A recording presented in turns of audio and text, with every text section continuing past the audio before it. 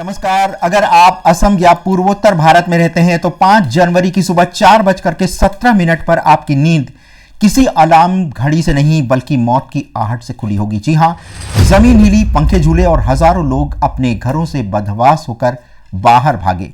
Richter scale पर आंकड़ा आया 5.1।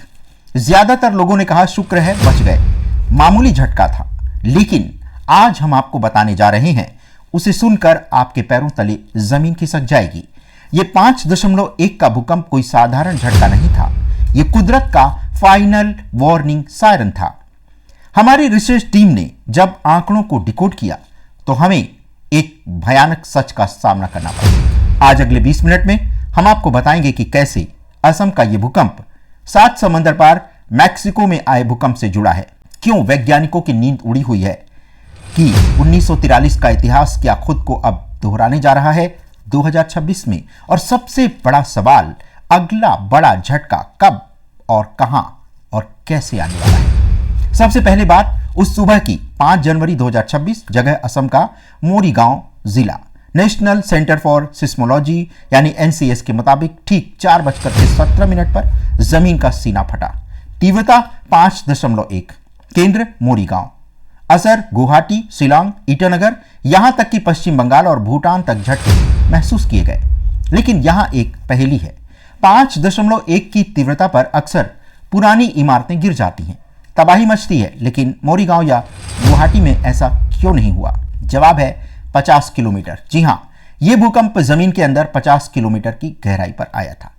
विशेषज्ञ हमें बताते हैं कि गहराई ने तो हमें बचा लिया। जब भूकंप इतना गहरा होता है तो उसकी ऊर्जा ऊपर आते आते फेल हो जाती है, और अगर यही झटका 10 किलोमीटर ऊपर होता तो आज मोरीगांव और नगांव का नक्शा बदल गया होगा। लेकिन सावधान, यही गहराई एक खतरे की घंटी भी है। इतनी गहराई से आई तरंगे बहुत दूर तक मार करती हैं। इसी वजह से शिलांग के पहाड़ों से लेकर ईटानगर तक धरती कांप उठी। यह बताता है कि नीचे जो राक्षस सो रहा है उसकी पहुंच कितनी लंबी है। अब उस गुनहगार की बात करते हैं जो आपके पैरों के नीचे रेंग रहा है, और इसका नाम है कोपली फॉल्ट। यह कोई मामूली दरार नहीं है, यह 400 किलोमीटर लंबा और 50 किलोमीटर चौड़ा डेथ जोन है जो हिमालय को चीरता हुआ निकलता है। जरा इतिहास के पन्नों को पलटिए, धूल झाड़िए और देखिए यह फॉल्ट जब जब जागा है क्या क्या हुआ है। साल 1869, कछार में 7.5 तीव्रता का भूकंप, तबाही का मंजर ऐसा कि नदियां उल्टी बहने लगी। साल 1943, मिकिर हिल्स में 7.2 तीव्रता का भूकंप। गणित को ऐसे समझते हैं, 1869 और 1943 के अंतर था 74 साल का, और 1943 से आज 2026 तक कितना वक्त बीत चुका है? 83 साल। हम 9 साल ओवर ड्यू पर चल रहे हैं। कोपली फॉल्ट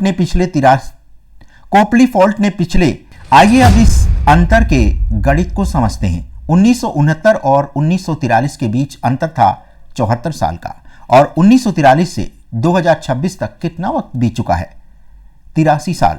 हम 9 साल ओवरड्यू चल रहे हैं। कोपली फॉल्ट ने पिछले 83 सालों से अपनी ऊर्जा को दबाकर रखा है। वैज्ञानिकों की भाषा में इसे सेस्मिक गैप कहते हैं। यह 5.1 का झटका उस प्रेशर कुकर की सिर्फ एक सीटी है जो फटने के लिए तैयार है। यह 5.1 का भूकंप कोई अंत नहीं है, बल्कि 7.0 से भी बड़े भूकंप का ट्रेलर हो सकता है। अब आपको बताते हैं मैक्सिको में आए भूकंप का इससे क्या कनेक्शन है। जी हां, 7 समंदर पार से आई एक बड़ी चेतावनी। अब आप सोचेंगे भारत के असम का मैक्सिको से क्या लेना देना है, और यहीं पर आप गलती कर रहे हैं। असम में धरती हिलने से ठीक 3 दिन पहले 2 जनवरी 2026 को मैक्सिको के गुरेरो में 6.5 तीव्रता का भूकंप आया। क्या यह महज एक इत्तेफाक है? जी नहीं, हमारी रिसर्च रिपोर्ट कहती है कि यह ग्लोबल टेक्टोनिक अनरेस्ट है। जी हां, ग्लोबल क्लस्टरिंग। दिसंबर के आखिरी हफ्ते से जनवरी के पहले हफ्ते तक देखिए क्या क्या हुआ। 27 दिसंबर ताइवान में 6.6 तीव्रता का भूकंप। 30 दिसंबर इंडोनेशिया में ज्वालामुखी और भूकंप। 2 जनवरी मैक्सिको में 6.5 तीव्रता का भूकंप, और 5 जनवरी असम में 5.1 तीव्रता का भूकंप। पूरी दुनिया की प्लेट्स एक साथ करवट ले रही है। रिंग ऑफ फायर सिकुड़ रहा है और इसका सीधा दबाव भारतीय प्लेट पर पड़ रहा है। इसे टेली कनेक्शन कहते हैं।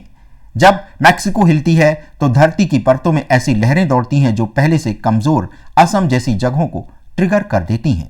अब बात करते हैं द बाउल इफेक्ट की। जी हाँ, गुवाहाटी के लिए रेड अलर्ट। मैक्सिको सिटी एक पुरानी झील पर बसा है। गुवाहाटी ब्रह्मपुत्र की घाटी और पुरानी झीलों जैसे दीपोर बील पर बसा है।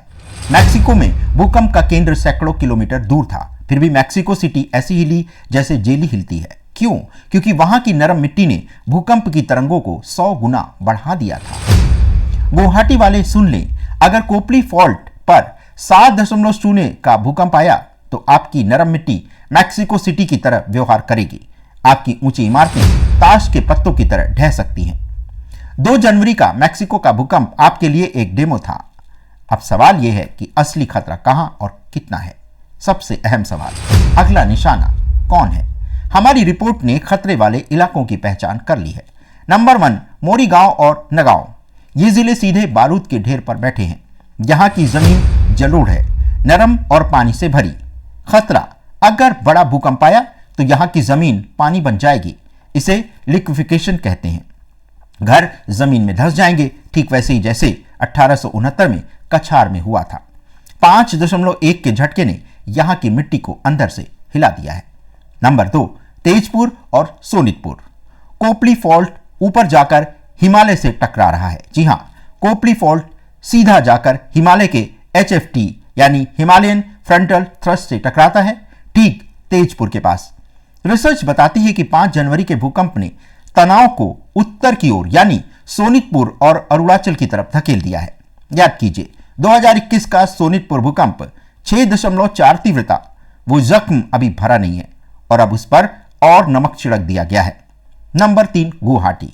भले ही एपिसेंटर से दूर हो, लेकिन बाउल इफेक्ट गुवाहाटी को सबसे ज्यादा नुकसान पहुंचाएगा। अनियोजित निर्माण और आबादी का घनत्व इसे एक टाइम बम बनाता है। तो तूफान से पहले का संकेत आखिर क्या कहता है? दिसंबर 2025 से जनवरी 2026 के बीच भारत में आए ये छोटे छोटे भूकंपों की लिस्ट देखिए। लद्दाख 3.5 तीव्रता, हिमाचल 4.4 तीव्रता, त्रिपुरा 3.9 तीव्रता, मेघालय 2.7 तीव्रता। ये लिस्ट क्या कह रही है? ये कह रही है पूरा हिमालयी बेल्ट कश्मीर से लेकर अरुणाचल तक तनाव में है।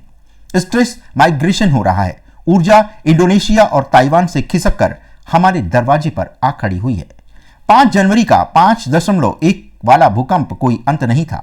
ये तूफान से पहले की शांति नहीं, बल्कि तूफान का पहला सायरन है। 83 साल का सेस्मिक गैप चिल्ला चिल्ला कर कह रहा है कि 7.0 तीव्रता से अधिक मैग्नीट्यूड का भूकंप अब अगर नहीं बल्कि कब, यानी कब आएगा, ये सवाल है। हम डरा नहीं रहे, जगा रहे हैं। सरकार को मोरीगांव का माइक्रोजोनेशन तुरंत अपडेट करना होगा। गुवाहाटी की इमारतों का रेट्रो फिटिंग करना होगा और आपको तैयार रहना होगा, क्योंकि कोपली फॉल्ट जाग चुका है और अगली बार शायद वो 50 किलोमीटर की गहराई पर ना रुके। इसलिए आपको सावधान रहना होगा, सुरक्षित रहना होगा, और यही काम अखंड मंथन आपके लिए कर रहा है। तो हमारे पूर्वोत्तर भारत के दर्शकों के लिए एक बड़ी चेतावनी है। ये छोटे छोटे भूकंप आप समझ लीजिए कि एक बड़ी घटना की चेतावनी दे रहे हैं। आपको सावधान रहना होगा और अभी से भूकंप के आने से पहले जो सावधानी आपको बरतनी चाहिए उस पर आपको एक रूपरेखा बनानी होगी। अगर आपको हमारा ये कंटेंट अच्छा लगा तो चैनल को लाइक, शेयर और सब्सक्राइब करना मत भूलिएगा। हम अपने दर्शकों को बता दें कि अब हम अखंड मंथन में सिर्फ ज्योतिषी कारणों पर विवेचन नहीं कर रहे हैं, बल्कि उसे वैज्ञानिक तथ्यों के साथ जोड़ रहे हैं कि जो ज्योतिष संकेत दे रहा है, विज्ञान उसे पूरा समर्थन दे रहा है। और जब ज्योतिष और विज्ञान एक ही तरह का संकेत दें तो किसी भी घटना के घटने की प्रोबेबिलिटी बढ़ जाती है। तो इसे आप अन्यथा ना लें। और अगर आपको इस तरह के कार्यक्रम भयभीत करते हैं, निराशा उत्पन्न करते हैं, तो हम आपसे विनम्र अनुरोध करेंगे कि इस प्रकार के कार्यक्रम मत देखें। लेकिन जो लोग इस प्रकार के कार्यक्रम देखना चाहते हैं, उन्हें भी ऐसे कार्यक्रम देखने से वंचित ना करें। धन्यवाद, नमस्कार।